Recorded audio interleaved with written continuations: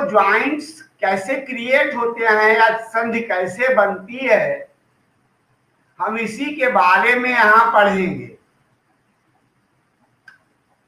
और ये जो हमारा संधि प्रकरण या ज्वाइंट्स है, ये किस प्रकार क्रिएट होता है। ये शब्दों में विकार उत्पन्न होता है। जो हमारे वर्ड्स होते हैं वे जब जुड़ते हैं और जुड़ने के फलस्वरूप उनमें कुछ ना कुछ चेंजेस होते हैं। उन्हीं चेंजों को हम संस्कृत या हिंदी में विकार कहते हैं। मीन्स उनमें होने वाला परिवर्तन।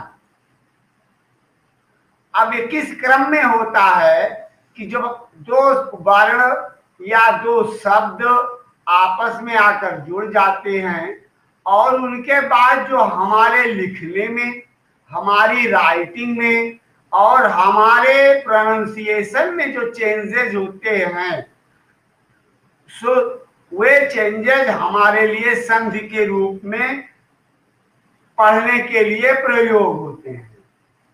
तो उन्हें ही हम संधि कहते हैं। संधि, जोड़ या ज्वाइंट्स। जब हम आगे पढ़ते हैं ये संधियों में क्या होता है, ध्यान देना। यहाँ पर जो हमारी हिंदी या संस्कृत की वर्णमाला है उसमें स्वर और व्यंजन है। अभी हमने एग्जाम में पढ़ा था कि हिंदी वर्णमाला में कितने स्वर हैं।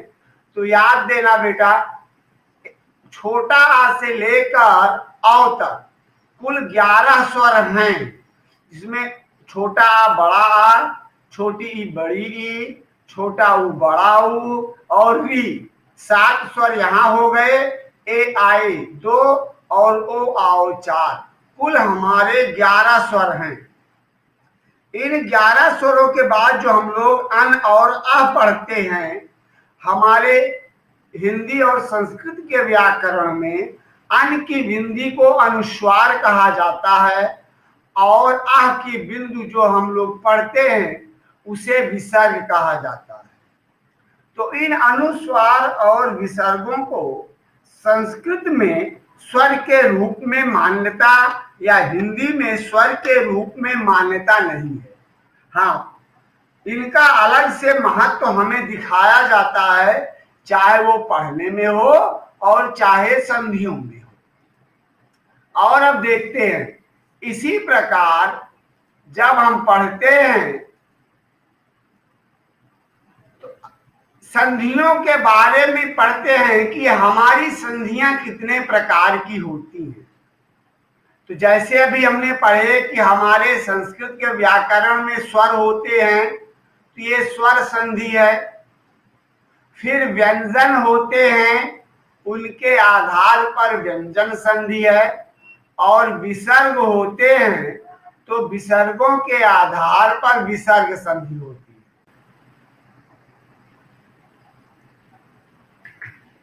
है। इस प्रकार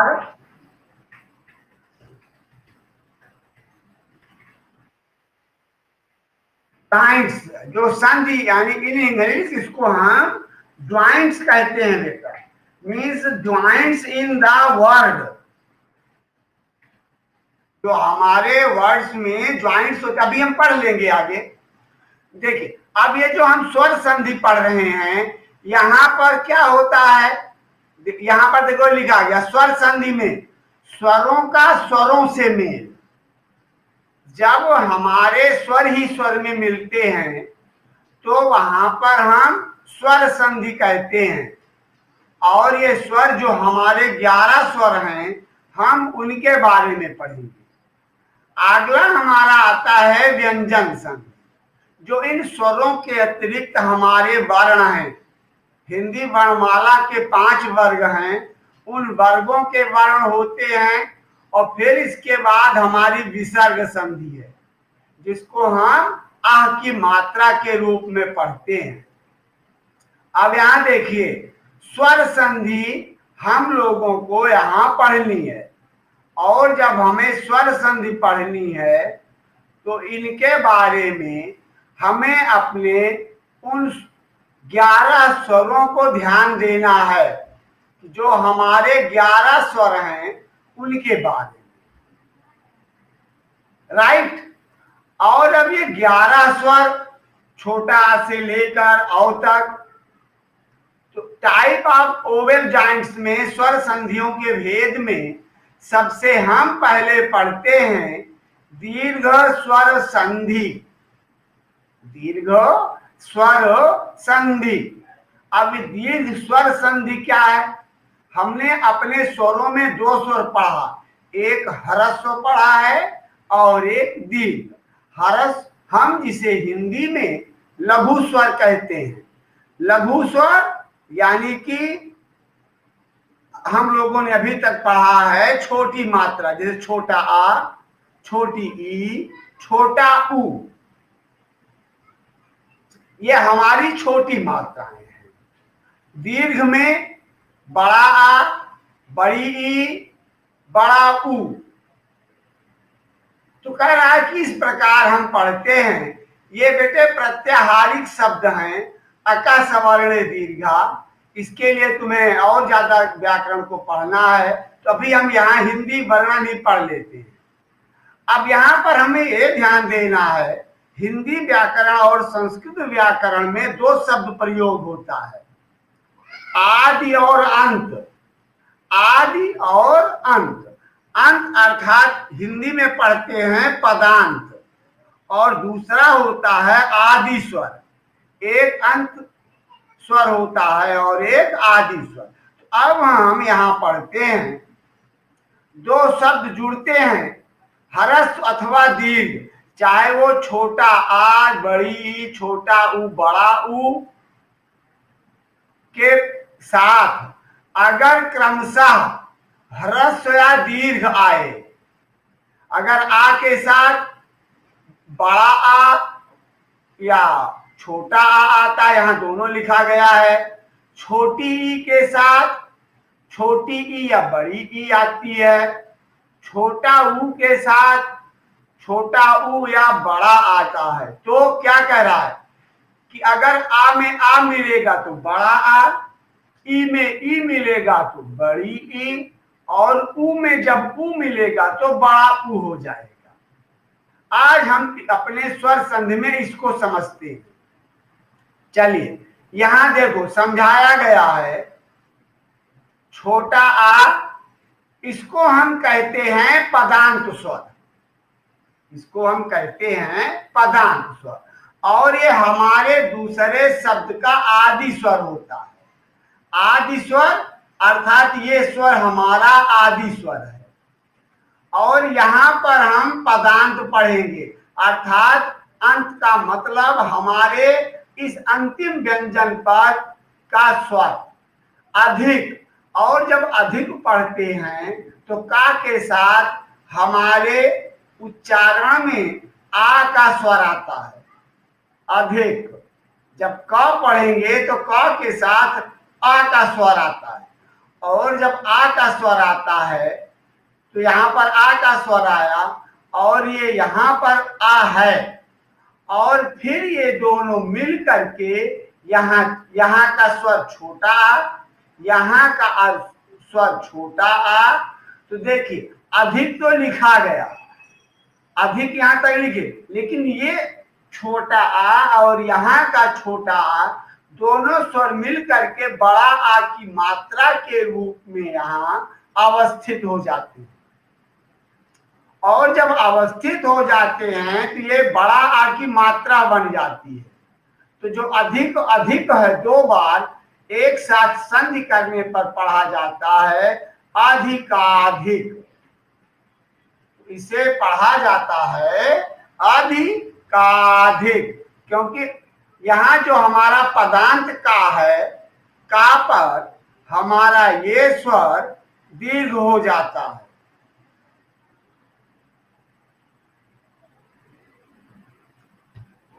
और फिर हम देखते हैं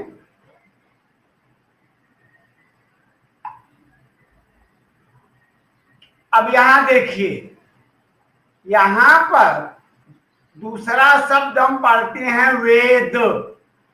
वेद दा में भी आ का स्वर आता है, ये पदांत स्वर है। और अंत, यहाँ पर अंत को बिंदु के साथ लिखा गया है बेटा, तो इसे हम लोग अन नहीं मानेंगे, इसको हम इस रूप में लिखकर समझ सकते हैं, छोटा आ, आधा ना और ता। अब जब हम इस रूप में लिखते हैं तो फिर ये क्या होता है हमारा, छोटा आ, यहाँ दा का छोटा आ और ये छोटा आ मिल करके बड़े आ की मात्रा के रूप में दा पर अवस्थित हो जाता है। और फिर ये आधा ना और ता यहाँ पर इस प्रकार लिखा जाता है, और फिर हम इसे पढ़ते हैं वेदांत।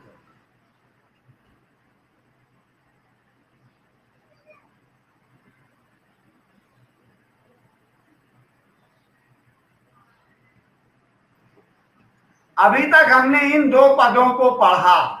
अगर हम और अधिक ध्यान देते हैं तो हमारी गणनाएं हमारे लिए एक नया आधार देती है।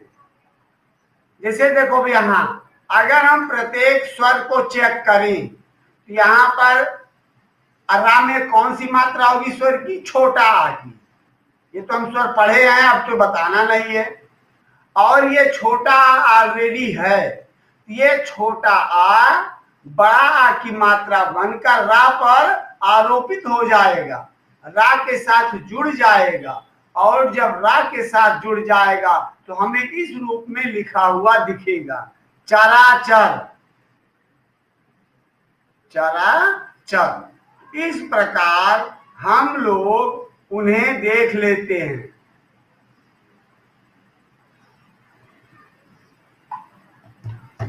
फिर अब यहां देखिए, ये तो इतना समझा दिया गया। अब यहां देखो, जैसे दीक्षा, दीक्षा में जो ये मात्रा है इसे हम दीर्घ स्वर कहते हैं। तो और यहां पर ये अंत अभी हमने पढ़ा, ये हमारा लघु स्वर है। तो यहां पर हम चाहे, ये हमारी जो स्वर संधि है, दीर्घ स्वर संधि, ये समान स्वरों पर आधारित है।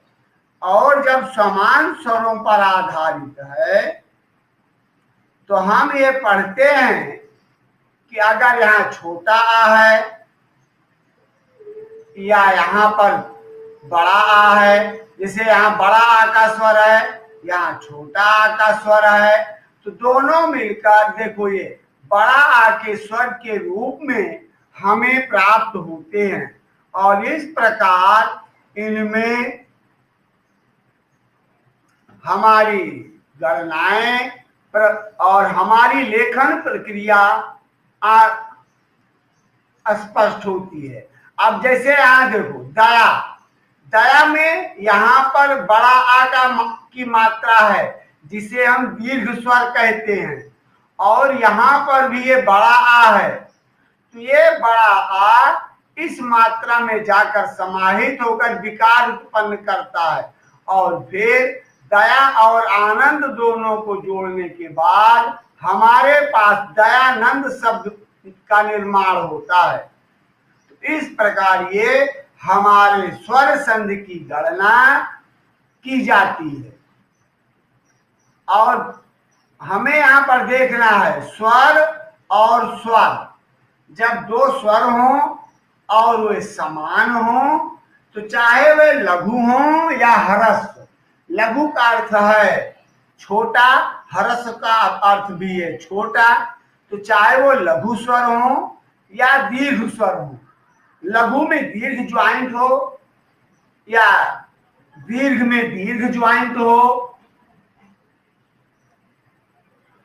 दीर्घ में चाहे दीर्घ ज्वाइंट हो, जैसे यहां पर है ये हमारा दीर्घ और दीर्घ जुड़ेगा तो भी दीर्घ बन रहा है। अगर हमारा यहाँ लघु में लघु स्वर जुड़ता है तो भी ये दीर्घ स्वर की मात्रा के रूप में परिवर्तित होता है, क्योंकि ये स्वर जो होते हैं वे मात्राओं के रूप में अपनी उपस्थिति हमें देते हैं। जैसे अब यहाँ देखो सत, सत यानी 100, यहाँ पर आ का स्वर है क्योंकि हमने पहले पढ़ लिया है। कि जो हमारा हिंदी वर्णमाला क्रम है उन सब में आ का लघु स्वर पहले से ही विद्यमान है। आ का लघु स्वर पहले से ही विद्यमान है। ये हमारे हिंदी व्याकरण और संस्कृत व्याकरण में है। कोई भी खाली वर्ण जिसे हम कहते हैं खाली है, वह खाली नहीं होता। उसके साथ अभी हम बच्चों को पढ़ाते हैं, कहते हैं बेटा माँ पर छोटे ऊ की मात्रा रा तो खाली है, लेकिन कहने के लिए इसमें भी लघु स्वर आ का साथ है। तो यहाँ का आ का स्वर और ये आ का स्वर, ये दोनों स्वर जब जुड़ते हैं स्वरों के साथ तो ये दीर्घ के रूप में यहाँ पर जुड़ जाते हैं और फिर ये मूर्धन आरी जुड़कर मुरारी बनता है।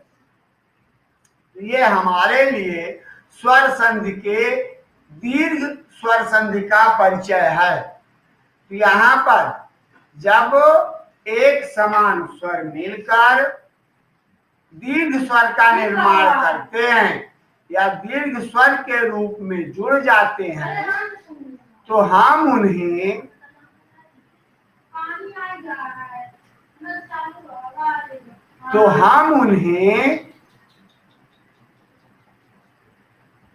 दीर्घ स्वर के रूप में संधि करके लिखते हैं और इसमें इन दोनों स्वर मिलकर एक स्वर बनते हैं और इसमें एक स्वर का लोप हो जाता है। जैसे यहाँ पर लघु स्वर आ और यहाँ का छोटा आ, ये दोनों जब मिलते हैं तो ये मिलने के फलस्वरूप बड़ा आ का स्वर बनता है और फिर ये माँ पर इस रूप में हमें दिखाई पड़ता है और फिर ये बनता है रामायण। और इसी प्रकार राम प्लस आनंद, शास्त्र प्लस अर्थ, यहाँ पर ये जो हमारे विकार उत्पन्न होते हैं हमें इनके बारे में जानकारी प्राप्त होती है। तो हमारे स्टूडेंट ये इतना ध्यान दे कि जब समान स्वर आपस में जुड़ते हैं, समान स्वर अब तुम लोग समझ गए, आ में अदरवाइज छोटा आ या बड़ा आ, ई में छोटी ई या बड़ी ई, ऊ में छोटा ऊ या बड़ा ऊ। इन तीन स्वरों के साथ हमने जो पढ़ा है ये हमारी दीर्घ स्वर संधि कार्य करती है। आ, ई और ऊ, इन तीन स्वरों के साथ हमारी ये दीर्घ स्वर संधि कार्य करती है, चाहे लघु स्वर हो या दीर्घ स्वर हो, कोई भी होंगे ये जुड़कर हमेशा दीर्घ बन जाएंगे। ऑलरेडी समझ में आया बेटा? अगले क्रम में यहाँ देखते हैं बेटे। अब यहाँ देखो, यहाँ पर छोटा ऊ के साथ देखो, अगर ऊ के साथ छोटा ऊ के साथ छोटा ऊ मिलता है, इसी को हम कहते हैं लघु स्वर, तो बड़ा ऊ बनता है। छोटा ऊ के साथ बड़ा ऊ मिलता है तो बड़ा ऊ बनता है। और ये स्वर क्या बनते हैं? मात्रा के रूप में। स्वरों को हम मात्राओं के रूप में लिखते हैं।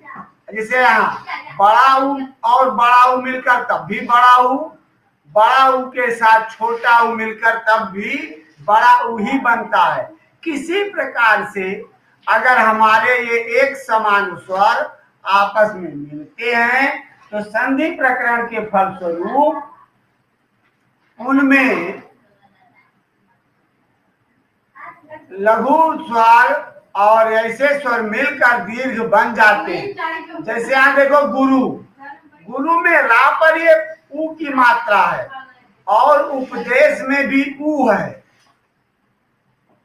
और जब ये दोनों मिलते हैं तो ये स्वर हमारा यहाँ से विलोपित हो जाएगा और ये स्वर इस स्वर में, अर्थात ये दो स्वर एक स्वर में लिखे जाएंगे, तब लिखा जाएगा गुरूपदेश। गुरूपदेश ऐसे यहाँ समझाया गया।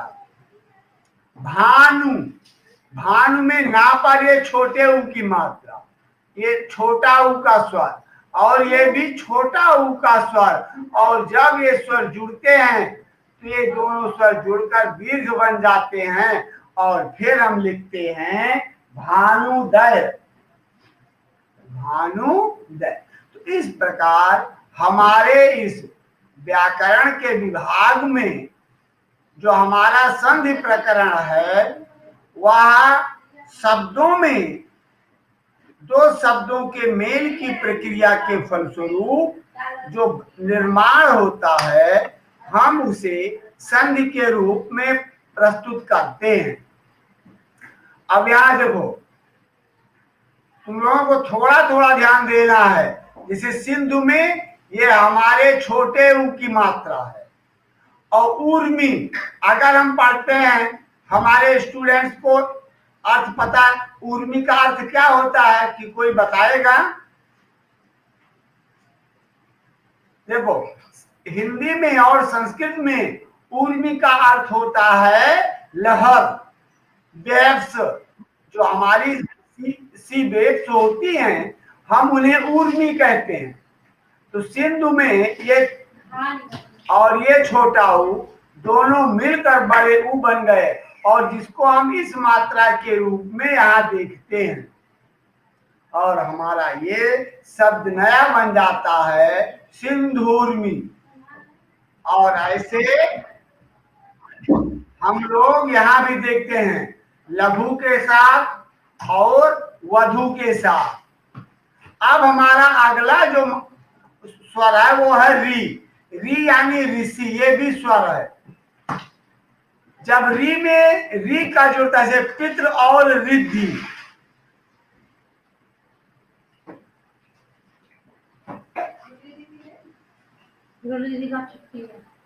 तो इस प्रकार जब हम देखते हैं ये यहाँ की री की मात्रा और ये री की मात्रा जो दोनों जुड़कर इस री की मात्रा में हमें प्राप्त होती है, और हम इन्हें पितृरिद्धि कहते हैं, पितृरिद्धि। और यहाँ पर पितृऋण ऐसा होता है मातृ ऋण। ये शब्द हमारे नए क्रम में जुड़कर एक नई रचना का निर्माण करते हैं।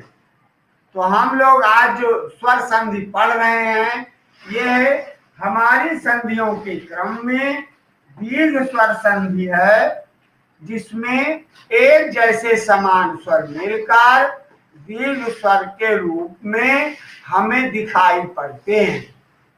और अब हम आगे देखते हैं यण संधि। यहाँ पर सूत्र है इको याची। या यण संधि के पहले हम लोग पढ़ लेते हैं गुण संधि, और जब हम गुण संधि पढ़ते हैं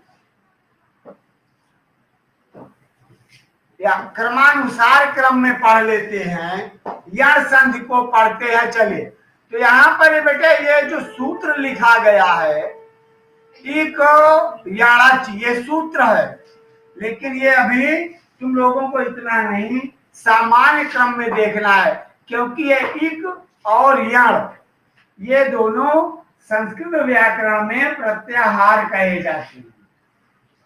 तो प्रत्याहार के क्रम में जाने की आवश्यकता नहीं।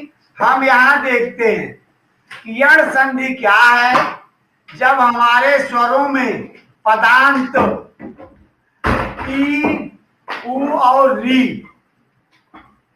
ई, उ और री से परे कोई असवर्ण स्वर आता है तो छोटी ई या बड़ी ई दोनों मिलकर या बन जाते हैं, छोटा ऊ और बड़ा ऊ मिलकर वा बन जाता है, और री का रा हो जाता है। देखो, लेकिन इन सब में हलंत लगा हुआ है, और हलंत लगे होने का अर्थ ये होता है कि ये सभी अर्धवर्ण बनते हैं, ये सभी अर्धवर्ण बनते हैं। अब यहां देखो समझाया गया है छोटी ई और बड़ी ई। और यहाँ पर एक विजातीय स्वर आता है। विजातीय स्वर क्या है? यहाँ पढ़ते हैं अति। यहाँ पर जो हमारा पदांत स्वर है वो छोटी ई है, क्योंकि ता पर छोटी ई की मात्रा है। लेकिन यहाँ जो हमारा पहला वर्ण है ये आ है, तो ये ई के समान वर्ण नहीं है, इसीलिए इसको हम विजातीय स्वर कहते हैं। और विजातीय स्वरों के संबंध में जो छोटी ई है और ये आ है, ये दोनों मिलकर आधा या बन जाएंगे, और ये ई जो है या बन करके यहाँ पर लिखी जाएगी। और ये हमको अति और आवश्यक को जब ऐड किया जाता है, इस क्रम में ये अत्यावश्यक के रूप में प्राप्त होता है। फिर इसी क्रम में यहाँ भी जब भी हमारे स्वरों में छोटी ई आएगी, ये चेंज होकर या के रूप में परिवर्तित हो जाती है। जैसे अति और अंत, अत्यंत, अति में अल्प, अत्यल्प, अभि में उदय। देखो यहाँ छोटी ई और ये छोटा उ, तो यहाँ पर जो हमारा छोटी ई का स्वर है वो या बनने के बाद उ की मात्रा से ही जुड़ जाता है, और हमारा नया वर्ण बनता है अभ्युदय। क्योंकि जब यहां से देखो, जब यहाँ पर जो छोटी ई की मात्रा होती है, जब इसका स्वर खत्म होता है, तो ये हमें चाहे जो भी अक्षर है इस रूप में प्राप्त होता है। जैसे अगर ता से छोटी की मात्रा हटा दी जाती है तो ता हमें इस रूप में प्राप्त होता है, अर्थात फिर ये आधा हो जाता है, और आधा होने के क्रम में इस रूप में हमें यहाँ लिखा हुआ दिखाई पड़ता है, चाहे वो ता हो, चाहे हमारा भा हो जो यहाँ दिख रहा है। अर्थात ये सभी स्वर स्वराभाव के कारण आधे रूप में आ जाते हैं। अभी प्लस आगत अभ्यागत, अतिधन आचार, अत्याचार।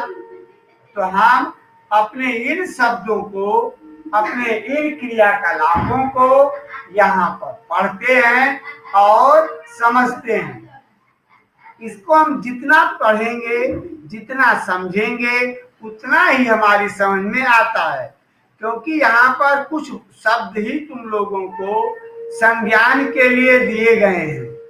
व्यवहार में जब हम पुस्तकों में जाएंगे तो वहां पर बहुत से शब्द मिलेंगे जिन पर हम अपने ज्ञान के आधार पर यह निर्णय कर सकते हैं कि इन शब्दों में किस प्रकार की संधि है या किन संधियों का प्रयोग करते हुए इन्हें लिखा गया है। जैसे अब यहां देखो नी, जब यहां से ई की मात्रा हटाई गई तो या हो गया, और या पर बड़े उ की मात्रा का प्रयोग करके यहाँ ये लिखा गया। और अभी हमने ता के क्रम में बताया था कि मात्रा हटने के बाद जो हमारा ये ना है, इसमें हलंत आके आधा हो जाता है, और जब आधा हो जाता है तो ये आधे ना के रूप में हमें ये दिखाई पड़ता है। जो भी जैसे भी हम यहाँ से अपनी मात्रा छोटी की हटाएंगे तो तुरंत हमारा वो वर्ण जो भी होगा, चाहे ता हो चाहे या हो, तुरंत हलंत के साथ आधा हो जाता है। और इसीलिए तुमको यहाँ पर ये शब्द आधे दिख रहे हैं। क्या दिख रहे हैं? आधे। और प्रश्न ये आता है कि सर ये आधे क्यों हुए? तो इस आधे का जवाब अब तुम लोगों को मिल गया। समझ में आया बेटा? अब जैसे देखो यहाँ ऊपरी, अब जब इसमें से ये मात्रा हटेगी तो रा भी हलंत होकर आधा हो जाएगा, या ई की जो हमारा या छोटी की मात्रा है ये या बन जाएगी, और या बनने के साथ ये हमारा तो हो गया, लेकिन ये जो रहा है यहां जाकर अवस्थित हो जाएगा और फिर हम इसे पढ़ेंगे उपरयुक्त।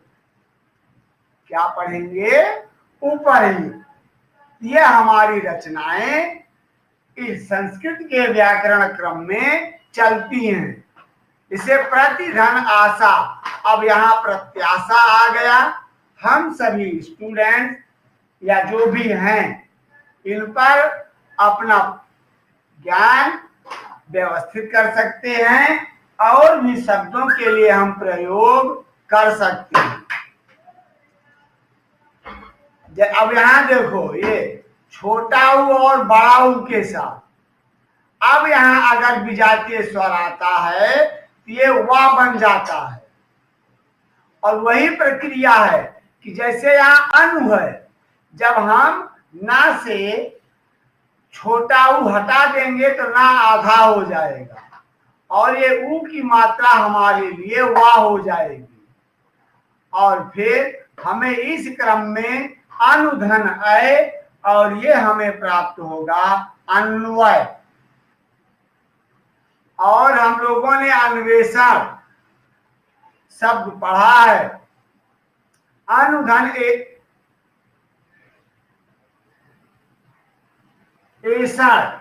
इन शब्दों को हम पढ़ते हैं। ये मात्रा यहाँ पर गलत प्रयोग हुई है, इसलिए हम इसको नहीं पढ़ेंगे। अनुधन ऐसा, तो यहाँ देखो ये हमारा जो स्वर है ये वा बन जाएगा और वा बनने के बाद ये जो हमारा ए का स्वर है ये मात्रा के रूप में आ जाएगा। ये हो जाएगा वे ना, ये आधा होकर यहाँ लिख उठा जाएगा और फिर ये हमारे अगले वर्ण इसी क्रम में लिख लिए जाएंगे। ये छोटा आ के साथ आधा ना और ये संधि के फलस्वरूप होने वाला विकार जो हमारे ज्वाइंट्स में एरर क्रिएट होती है, हम उनके बारे में इन्हें पढ़ते हैं। तो अन्वेषण, और ऐसे ही गुरु और आज्ञा में जो संधि दिखाई गई है, यहाँ का ये ऊ की मात्रा यहां से वा बन जाएगी और ये वा, इस वा पर ये बड़ा आ की मात्रा आ जाएगी। तो ये देखो वा पर बड़ा आ की मात्रा ये संधि का प्रभाव है और ये रा जो है अर्ध स्वर के रूप में यहाँ पर समाहित हो जाएगा। और फिर हम पढ़ेंगे गुरुआज्ञा। और इसी प्रकार यहाँ पर भी हम इन शब्दों का प्रयोग करते हैं। यहाँ कहता है छोटा ई और ऊ, तीन स्वर हैं, आ ई और ऊ। ये चाहे हमारे लघु स्वर हो या दीर्घ स्वर हो, अर्थात ये चाहे ह्रस्व हो या दीर्घ हो, जब ये ऐड होते हैं, जब ये जुड़ते हैं तो विजातीय स्वर होने आगे आदि पद में विजातीय स्वर होने के कारण ई का या हो जाता है, ऊ का वा हो जाता है और री का रा हो जाता है। और इस प्रकार यहां हमें समझाया गया है। देखिए पित्रार्पण, अब यहां देखो ये री की मात्रा है। अब करा ये री जो है हमारा अर्धना हो जाएगा, ता तो यहां हमारा है और आ ये किस क्रम में जुड़ेगा? ये रा जब लिखा जाएगा तो पितृ, यहां पर देखो ये जो हमारा पितृ लिखा गया है, हमको ज्ञान होना चाहिए इसमें दो वर्ण जुड़े होते हैं, ता और र। और ये रा जो होता है हमारे मात्रा के क्रम में अगर हम पढ़ते हैं, ये इसके साथ हमारे छोटे आ का स्वर होता है जिसे हम ह्रस्व स्वर कहते हैं, लेकिन ये ता हमारा अर्धवर्ण हो जाएगा ह्रस्व के साथ, ये हलंत के साथ। तो यहाँ पर जुड़कर बनता है पित्रार्पण। और यहाँ पर जो भी शब्द हमारे जुड़े हैं, जैसे पितृ, देखो यहाँ पर, हाँ, ये ता में री है, देखो, हाँ बता रहे, ता में री है, तो ता जो दोनों अलग करेंगे तो ता हमारा हलंत के साथ होकर आधा हो जाएगा, और हमारा ये जो री की मात्रा है ये रा हो जाएगा। इस प्रकार जुड़ेगा। और ये रा में हमारे इस, यह स्वर हमारा रा में जुड़ जाएगा। और जब हमारा ये स्वर रा में जुड़ेगा तो रा हमारा पूर्ण वर्ण हो जाएगा। और जब रा पूर्ण वर्ण होगा तो तुम लोग हिंदी व्याकरण पढ़ना, यहां पर जो हमारा ये रा है इस क्रम में जुड़ता है। ये ऐसे जुड़ना तो हमें ऐसे चाहिए, लेकिन जब हम इसे अपने हिंदी व्याकरण में जोड़ते हैं तो हम इसे इस क्रम में जोड़ते हैं। इसको हम हिंदी और संस्कृत के व्याकरण में पदेन रा कहते हैं। और एक हमारे पास रा दो होता है, एक ये जिसे हम पदेन रा कहते हैं, दूसरा ये जो हमें ऊपर दिख रहा है, ये इसको हम रेफरा कहते हैं हिंदी और संस्कृत के व्याकरण में और स्वर विज्ञान में। दोनों में अंतर है। यहाँ जो हमारा रेफरा होता है और ये पदेनरा, अंतर क्या है दोनों में? ये जो रेफरा होता है यह अर्धमात्रा होती है, लेकिन जो ये पदेनरा होता है ये हमारे लिए पूर्ण मात्रा होती है। हम ये समझ लेते हैं कि जो हमारा ये पदेनरा है पूर्ण स्वर है, इसके साथ किसी भी स्वर का घात नहीं है, अर्थात कोई भी स्वर कम नहीं है। तो यहां पर देखिए ये ता हलंत के साथ जुड़ रहा है तो ता आधा है, लेकिन रा जो हमारा है अपने इस स्वर के साथ जुड़ रहा है तो पूर्ण स्वर हो जाता है। तो ये हमारा पदेन रा के रूप में जुड़ता है। और जब पदेन रा के रूप में जुड़ता है तो ये हमारे लिए इस रूप में लिखा जाता है। जैसे अभी यहां देखो, अगर तुम लोग ध्यान दे रहे हो, मात्र एक शब्द ले लो और अनुमति, चलो यहां से हमारे साथ देखो, जब हम यहां से री लेंगे तो ये रा हो जाएगा। क्या हो जाएगा? रा। और रा के साथ ये हमारा आदि पद का आ जुड़ेगा, और जब आदि पद का आ जुड़ेगा तो ये हमारे लिए पूर्ण स्वर होगा। ये हो गया, इतना हमने समझ लिया।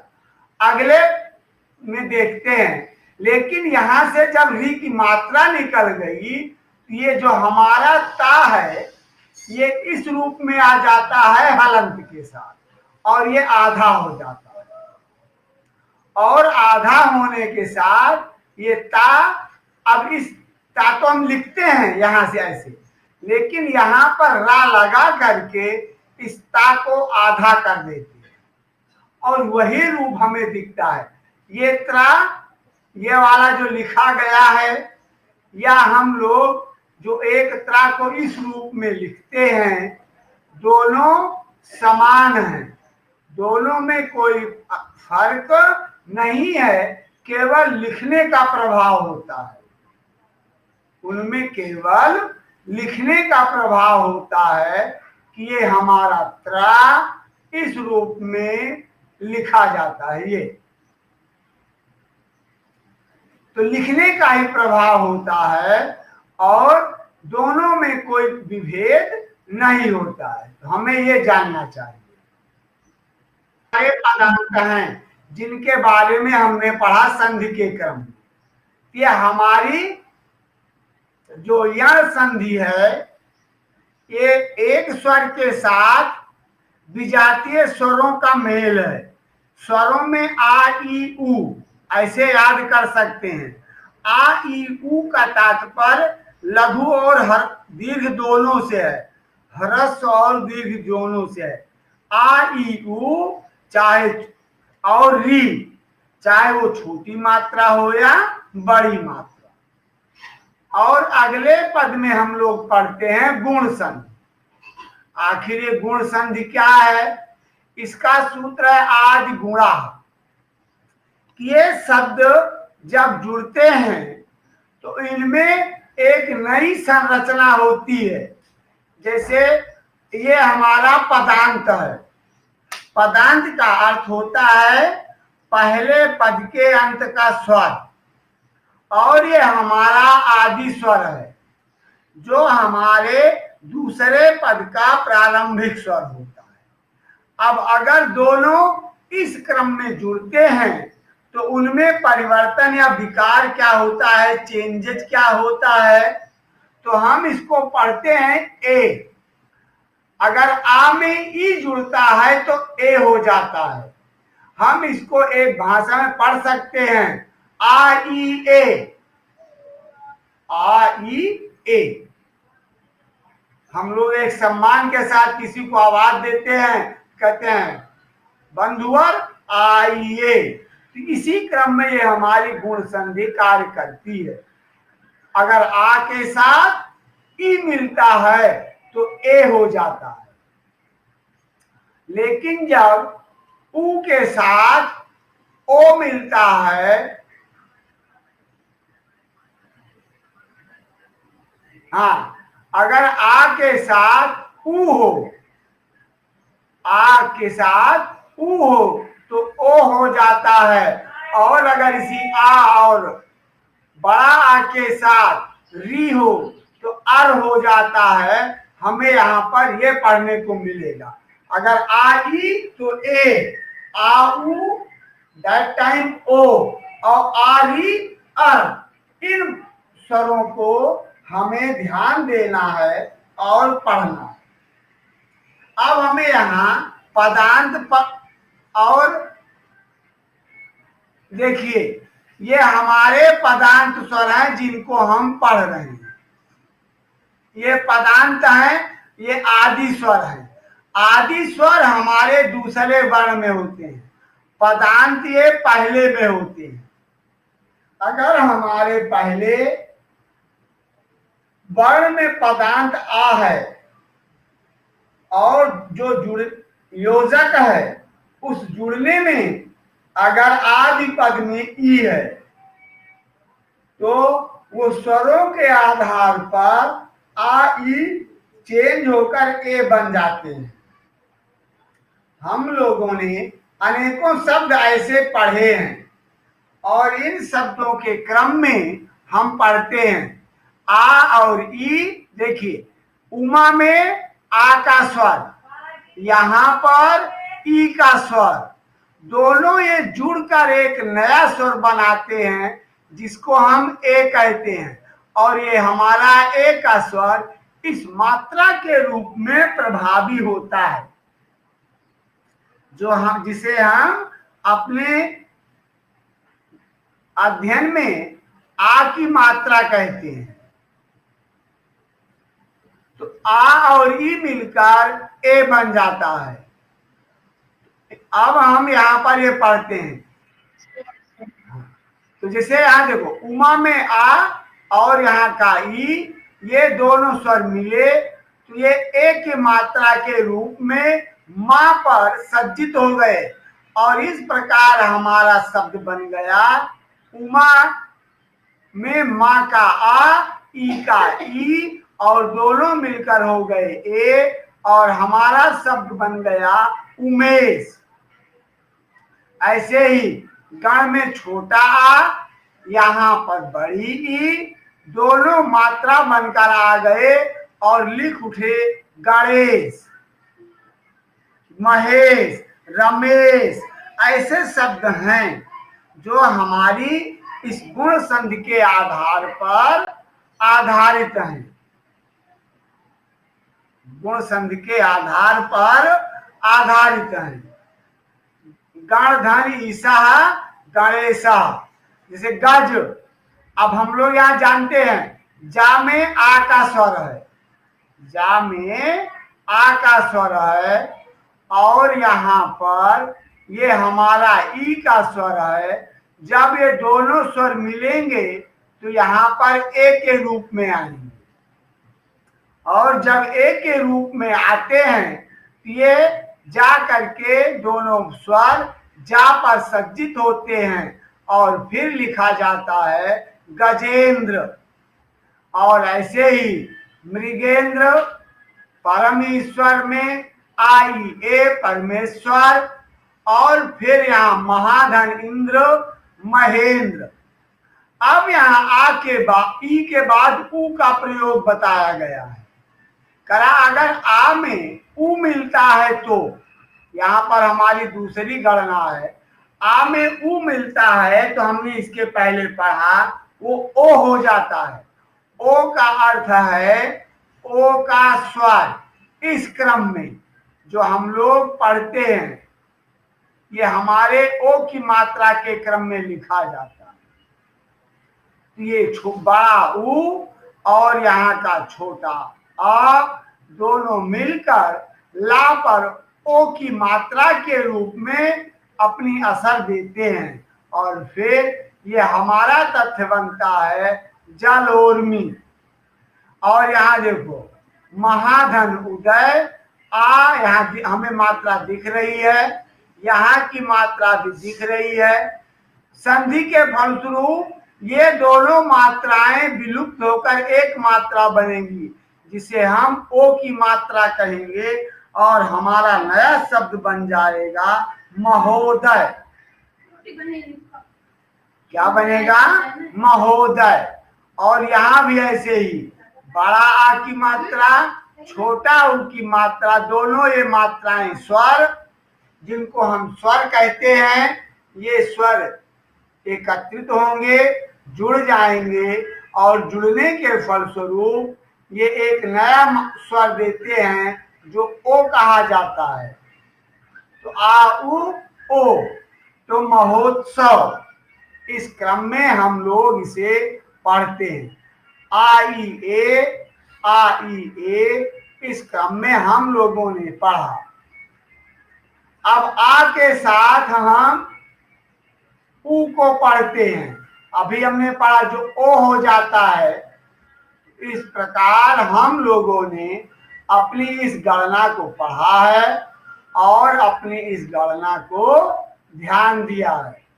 यहाँ पर आ ऊ ओ, आ और ऊ मिलकर ओ के रूप में हमें प्राप्त होते हैं, और अगले तथ्य में आ के साथ री, जो री जुड़ता है तो अर हो जाता है। अर का अर्थ है रेफ रा, अर्थात ये मात्रा यहाँ जो रा बाद में लिखा गया है इसका अर्थ है आधा रा, और आधा रा जब लिखा जाता है तो इस क्रम में लिखा जाता है। जैसे ग्रीष्म ऋतु तो लिखा गया ग्रीष्म ऋतु में रा यहाँ आ गया। वर्षा ऋतु, यहाँ पर भी देखो ये आ और री दोनों आ करके ता पर रा के रूप में आ जाते हैं।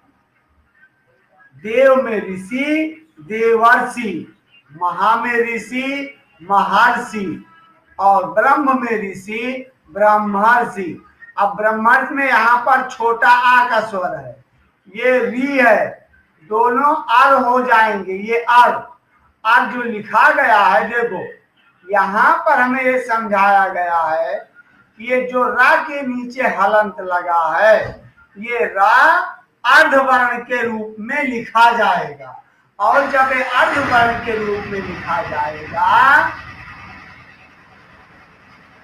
तो ये इस जिसको हम लोग पढ़ रहे थे अभी कुछ समय पहले, रेफ रा के रूप में गणित होगा। ये हमारी आज की जो संधि है, जो हमने आज संधि प्रकरण पढ़ा है, हमने गुण संधि तक पढ़ लिया है। अभी इसमें और जो संधियां हैं हम उनके बारे में अगली कक्षा में अध्ययन करेंगे।